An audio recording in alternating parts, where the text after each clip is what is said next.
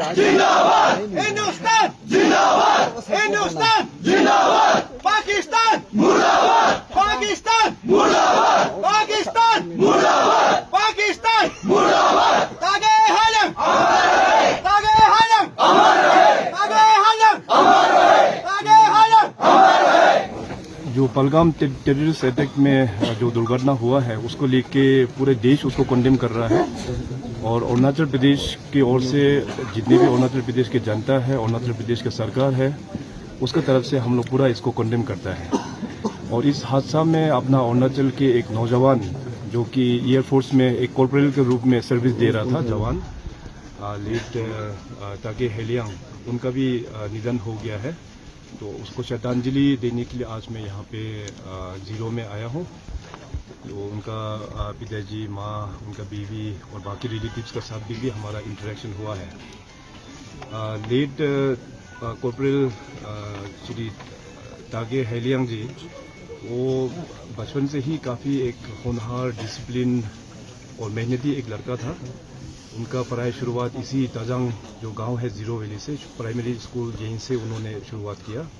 बाद में हरियाणा में जाके उसका फर्दर स्टडीज़ वनवासी कल्याण आश्रम उसका माध्यम से वो अपना स्कूलिंग कंप्लीट किया और बाद में ग्रेजुएशन डॉन बॉस्को से वो ग्रेजुएशन किया हुआ है। तो स्कूल टाइम से ही वो काफ़ी डिसिप्लिन रहा है। जैसे ही उसका कॉलेज ख़त्म हुआ, साथ साथ एज एन एयरमैन वहाँ पे इंडियन एयरफोर्स में उनका नौकरी मिला है। 2017 से लेके अभी तक उन्होंने एयरफोर्स में सर्विस किया है। उनका पोस्टिंग वहाँ श्रीनगर में हुआ था और लास्ट फ्यू डेज में उनका पोस्टिंग भी आया था यहाँ डिब्रूगढ़ में। तो आते आते उनका पहलगाम में जाने का हुआ है, तो उसमें ये अनफॉर्चुनेट दिन देखने को मिला है।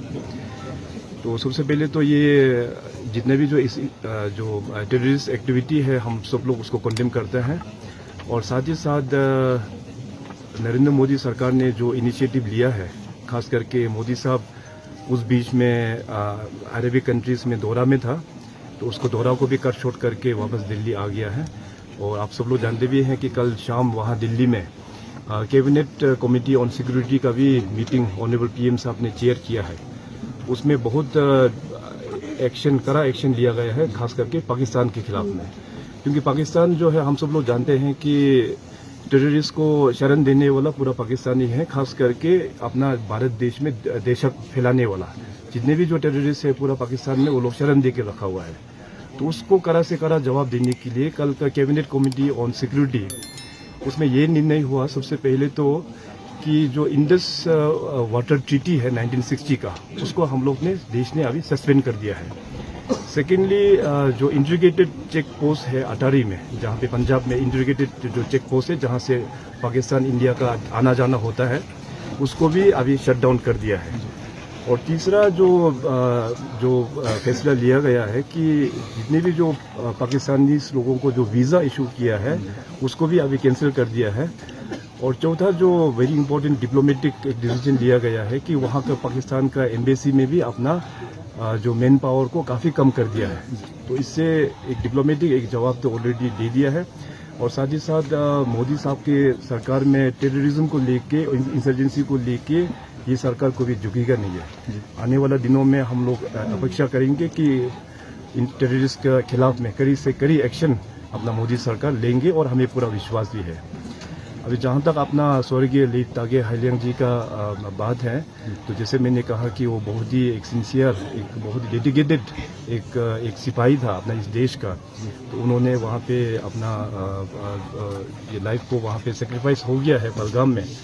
उसको चलते हुए सरकार की ओर से मैं अभी उनका पिताजी से भी मैंने इंटरेक्शन हुआ, फैमिली से भी इंटरेक्शन हुआ। तो राज्य सरकार की ओर से सबसे पहले तो उनका फैमिली को एक जॉब दिया जाएगा। और सेकेंडली उनका फैमिली चाहते हैं कि यहाँ पे उनका अपना ही फैमिली का जो ज़मीन है वहाँ पे एक मेमोरियल बनाएंगे। तो उसके लिए भी पूरा सहयोग, मेमोरियल बनाने का सहयोग भी अपना राज्य सरकार हम लोग देंगे।